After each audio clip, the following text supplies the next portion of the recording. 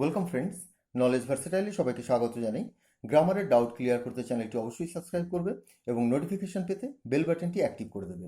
আজ আমরা অপটেটিভ সেন্টেন্সের ন্যারেশন চেঞ্জ কিভাবে করতে হয় সেটা নিয়ে বিস্তারিত আলোচনা করব। অর্থাৎ ইচ্ছা, আকাঙ্ক্ষা এবং প্রার্থনা সূচক বাক্য।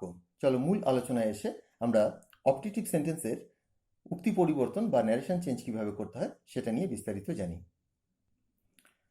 ন্যারেশন অপটেটিভ সেন্টেন্স অর্থাৎ ইচ্ছা, আকাঙ্ক্ষা বা প্রার্থনা সূচক বাক্য। পয়েন্ট 1, রিপোর্টেড স্পিচটি যদি অপটেটিভ সেন্টেন্সে হয়। এবার অপটেটিভ সেন্টেন্স কি? যেই বাক্যের মাধ্যমে মনের ইচ্ছা, আকাঙ্ক্ষা বা প্রার্থনা প্রকাশ পায় তাকে অপটেটিভ সেন্টেন্স বলে। আর অপটেটিভ সেন্টেন্স চেনার উপায় হলো যে এই সেন্টেন্সগুলো মূলত মে দিয়ে শুরু হয়, আর যদি মে দিয়ে শুরু না হয়, অনেক সময় মে আন্ডারস্টুড থাকে অর্থাৎ উল্লেখ থাকে না, তো সেই ক্ষেত্রে লং দিয়ে বাক্যটা শুরু হয়। সাধারণত এই দুটো হিন্টসই আমরা পেয়ে থাকি। তো রিপোর্টেড স্পিচটি যদি অপটেটিভ সেন্টেন্স হয়, অর্থাৎ বাক্যটি দেখবে যে মে দিয়ে শুরু হয়েছে বা লং দিয়ে শুরু হয়েছে, তবে সেড টুর পরিবর্তে উইস্টের ব্যবহার করবে। তো রিপোর্টেড ভার্ব যে সেড টু থাকে তার পরিবর্তে আমরা উইস্ট ব্যবহার করব, মনে রাখবে।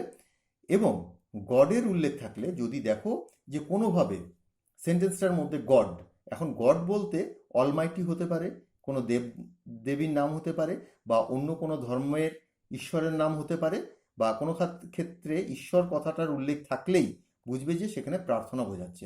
এর উল্লেখ থাকলে প্রার্থনা বোঝায়, অর্থাৎ কোনো রূপে গডের উল্লেখ থাকলেই প্রার্থনা বোঝাবে এবং সেক্ষেত্রে প্রেইড ব্যবহার হবে। অর্থাৎ রিপোর্টেড ভার্বের পরিবর্তে তুমি উইশের ব্যবহার করবে, আর যদি গডের উল্লেখ থাকে তবে প্রের ব্যবহার করবে। এরপর দ্যাট বসাবে, তারপর সাবজেক্ট বসাবে, রিপোর্টেড স্পিচের সাবজেক্ট যেটা সেটা বসিয়ে দেবে, তারপর মাইট ও অন্যান্য অংশ বসবে। যে মেয়েটা রয়েছে সেই মেয়েটা সাবজেক্টের পর বসবে এবং মেয়ের পাস্ট ফর্ম মাইট বসবে। এবং যে ক্ষেত্রে মেয়ে নেই সেক্ষেত্রেও কিন্তু বুঝতে হবে, হয়তো লং দিয়ে বাক্যটা শুরু হয়েছে, মেয়ে সেখানে আন্ডারস্টুড রয়েছে, সেক্ষেত্রেও সাবজেক্টের পর তোমাকে মাইট বসাতে হবে, মেয়ের পাস্ট টেন্স। এক্সাম্পলটা দেখো, I said to him may you be happy. এক্ষেত্রে দেখো সেন্টেন্সটা মে দিয়ে শুরু হয়েছে। আমি তাকে বলেছিলাম তুমি সুখী হও। এটা আমার ইচ্ছা, আমার আকাঙ্ক্ষা, আমার আশা, মে ইউ বি হ্যাপি। এখানে মে দিয়ে দেখো বাক্যটা শুরু হয়েছে। অপটেটিভ সেন্টেন্স এইভাবেই শুরু হয়। তো আই উইশড অর্থাৎ আমি আশা করেছিলাম, আই উইশড, তারপর একটা দ্যাট বসাবে, আই উইশড। আর এখানে যে টু হিম রয়েছে, তো যদি সেটা বসাতে চাও তবে আই উইশড ফর হিম। সাধারণত এই ধরনের ক্ষেত্রে কিন্তু তার প্রয়োজন পড়ে না। আমি আশা করেছিলাম দ্যাট, এখানে ইউ ইউ থাকলে তোমরা কোন জায়গাটা দেখবে? রিপোর্টেড ভার্বের অবজেক্ট। এখানে যদি ফার্স্ট পার্সন থাকে তবে তোমরা সাবজেক্টকে দেখবে। আরেকবার বলে দিই, পুরো এই রিপোর্টেড স্পিচে কোথাও ইউ যদি থাকে তবে তোমরা অবজেক্টকে দেখবে, এখানে কোথাও যদি ফার্স্ট পার্সন থাকে তবে তোমরা সাবজেক্টকে দেখবে। এখানে ইউ রয়েছে তো আমরা হিমকে দেখব, হিমটা সাবজেক্ট রূপে এখানে হি হয়ে গেল। আই উইশড দ্যাট হি, অর্থাৎ সাবজেক্টটা বসলো, এখানে যেমন বলেছি যে দ্যাট বসবে তারপর সাবজেক্ট বসবে, দ্যাট বসলো তারপর সাবজেক্ট বসলো, তারপর মেয়ের পাস্ট টেন্স মাইট। এ দেখো লেখা রয়েছে মাইট বসবে, মাইট। এবার যা আছে বি হ্যাপি, বি হ্যাপি। আবার বলছি, I said to him may you be happy. আমি তাকে বলেছিলাম তুমি সুখী হও। আমি আশা করেছিলাম যে সে সুখী হোক, I wished that he might be happy. এটাই হচ্ছে এর মূল নিয়ম, আর তেমন কোনো নিয়মের নেই। I said to, he said to me, সে আমাকে বলেছিল মে গড ব্লেস ইউ, যে ঈশ্বর তোমার মঙ্গল করুন। হি সেড টু মি, সে আমাকে বলেছিল ঈশ্বর তোমার মঙ্গল করুন। এবার খেয়াল করে দেখো ঈশ্বরের উল্লেখ রয়েছে, এখানে গড রয়েছে, গড থাকলেই বুঝতে পারবে যে সেখানে প্রার্থনা বোঝাচ্ছে। তো কি করবে? হি প্রেইড। এখানেও যদি মিটা তুমি যদি অবজেক্ট রূপে বসাতে চাও তবে হবে হি প্রেইড ফর মি। সাধারণত এর উল্লেখ করার প্রয়োজন পড়ে না তাই দিইনি, হি প্রেইড দ্যাট। এবার এখানে দেখো সাবজেক্ট কি আছে? গড। গড, মেয়েটা পরে চলে আসলো might, God might bless me. You আছে, ইউ থাকলে আমরা কি দেখব? অবজেক্টে দেখব। মি আছে, মিটা অবজেক্ট রূপে মি বসে গেল। এখানে যদি ফার্স্ট পার্সন কিছু থাকতো তবে আমরা সাবজেক্টে দেখতাম। তো কি দাঁড়ালো? He said to me may God bless you, he prayed that God might bless me. Next এক্সাম্পলটা দেখো, they said long live our leader. তারা বলেছিল আমাদের নেতা দীর্ঘজীবী হোক। এক্ষেত্রে দেখো লং লিভ আওয়ার লিডার। এখানে কিন্তু মূল সাবজেক্টটা মনে রাখবে, আওয়ার লিডার, মানে আমাদের লিডার, আমাদের নেতা দীর্ঘজীবী হোক। তো এক্ষেত্রে মে যেটা রয়েছে সেটা আন্ডারস্টুড অবস্থায় রয়েছে। সেন্টেন্সটা মূলত এরকম, মে আওয়ার লিডার লিভ লং, কিন্তু সেন্টেন্সের গঠনটা এইভাবে হয়েছে। সেজন্যই বলেছি অপটেটিভ সেন্টেন্স হয় মে দিয়ে শুরু হবে, নয় লং দিয়ে শুরু হবে। দে উইস্ট, তারা আশা করেছিল, দ্যাট আওয়ার লিডার, এটা হয়ে গেল দেয়ার লিডার। আওয়ারটা ফার্স্ট পার্সনের দিকে রয়েছে, তাই এখানে সাবজেক্টে দেখলাম they wish that their leader, they আছে, আওয়ার ফার্স্ট পার্সন, তাই আমরা সাবজেক্ট দেখলাম দেয়ার লিডার। এবার একটা মাইট লিভ লং। সাবজেক্ট কী ছিল এখানে? আওয়ার লিডার, সেটা পরিবর্তন হয়ে গেল দেয়ার লিডার।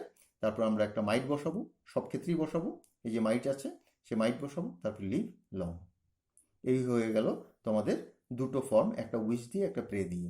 সাধারণ ইচ্ছা আকাঙ্ক্ষা বোঝালে উইশের ব্যবহার করবে, আর যদি ঈশ্বর থাকে তবে প্রের ব্যবহার করবে। অন্যান্য নিয়ম সব এক, তোমরা একটু রিপিটেডলি দেখো, মনে থাকবে।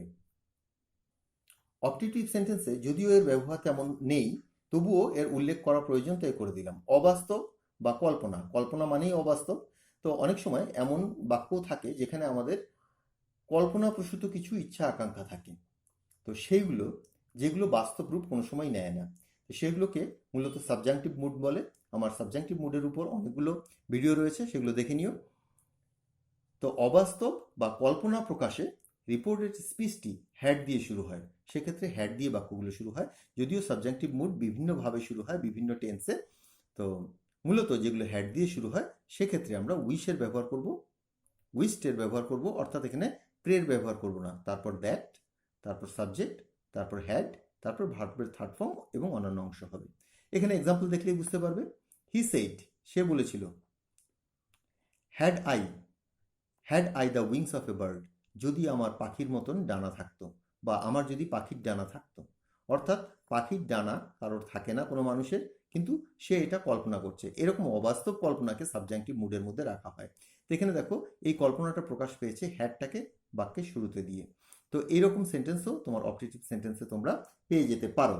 তো সেক্ষেত্রে তোমরা কি করবে? He wished that he had the wings of a bird, এমন কিচ্ছু নেই, জাস্ট সেইডের পরিবর্তে উইস্টের ব্যবহার করলে, তারপর নর্মাল নিয়ম অনুসারে এর আগে যেমন দেখেছো দ্যাটের ব্যবহার করলে, তারপর এখানে দেখো ফার্স্ট পার্সন রয়েছে, ফার্স্ট পার্সন থাকলে আমরা সাবজেক্ট দেখব, এবং ইউ থাকলে আমরা অবজেক্ট দেখব। এখানে ফার্স্ট পার্সন রয়েছে তাই সাবজেক্ট দেখলাম, হি হয়ে গেল। তারপর যে হ্যাড যেটা রয়েছে সেটা হ্যাডই বসে গেল, বাদ বাকি অংশ একই থাকলো, কোনো পরিবর্তন নেই, কিছুই করতে হবে না। He wish that he had the wings of a bird, সে আশা করেছিল যে তার যদি একটা পাখির ডানা থাকতো, তার যদি পাখির ডানা থাকতো। শি সেড টু মি, সে আমাকে বলেছিল, হ্যাড আই বিন দেয়ার, আমি যদি সেখানে থাকতাম। এখানে শি হ্যাড দ্য উইংস, অর্থাৎ তার যদি একটা কিছু থাকতো, এখানে কোনো জায়গায় উপস্থিত থাকা বোঝাচ্ছে। She wished that she had been there. Had I been, এখানে কল্পনাটা এইভাবে লেখা রয়েছে, এখানে একটা অ্যাসার্টিভ সেন্টেন্সের ফর্মে চলে এসছে। অর্থাৎ তোমরা যখনই ইনডাইরেক্ট সেন্টেন্স করবে তখনই কিন্তু সেটা অ্যাসার্টিভ বা বিবৃতিমূলক বাক্যের যে রূপ সেই রূপে চলে আসবে। শি উইশ দ্যাট, সে আশা করেছিল যে শি হ্যাড বিন দেয়ার, সে যদি সেখানে থাকতো, সে যদি সেখানে তখন উপস্থিত থাকতো, পাস্টে রয়েছে। এই গেল তোমাদের অপটেটিভ সেন্টেন্স। অপটেটিভ সেন্টেন্সে মূলত ইচ্ছা আকাঙ্ক্ষা প্রার্থনা এগুলো প্রকাশ পায়। তো এক্ষেত্রে তোমরা মনে রাখবে, যদি গডের উল্লেখ থাকে তবে প্রের ব্যবহার করবে, গডের উল্লেখ না থাকলে তোমরা সেখানে উইস্টের ব্যবহার করবে। এবং উইস্ট ব্যবহার করে এখানে যে এক্সাম্পলগুলো রয়েছে, যেমন ধরো he said to me may God bless you, he prayed that, একটা দ্যাট বসাবে, তারপর যে গড রয়েছে সাবজেক্ট সেটা বসিয়ে দিলে মের past tense might, God might bless me. এখানে ইউ রয়েছে, ইউ থাকলে আমরা অবজেক্টে দেখব, সেইভাবেই। আরেকটা example, they said long live our leader, they wish that their leader might live long. Optative সেন্টেন্সে বেশি তেমন কোনো নিয়ম নেই, এই নিয়মটা বাস্তবে খুব একটা প্রয়োগ হয় না সাবজাংটিভ মুডের। তো আজকের আলোচনা যেটা অপটেটিভ সেন্টেন্স নিয়ে, সেটা এখানেই শেষ করছি। আমার পূর্ববর্তী ভিডিওর কিছু লিঙ্ক তোমরা নিচে ডেসক্রিপশনে পেয়ে যাবে, সেখান থেকে দেখে নিও, খুবই গুরুত্বপূর্ণ সেগুলো। আজকের আলোচনা এখানেই শেষ করছি, সকলে ভালো থেকো, বাই।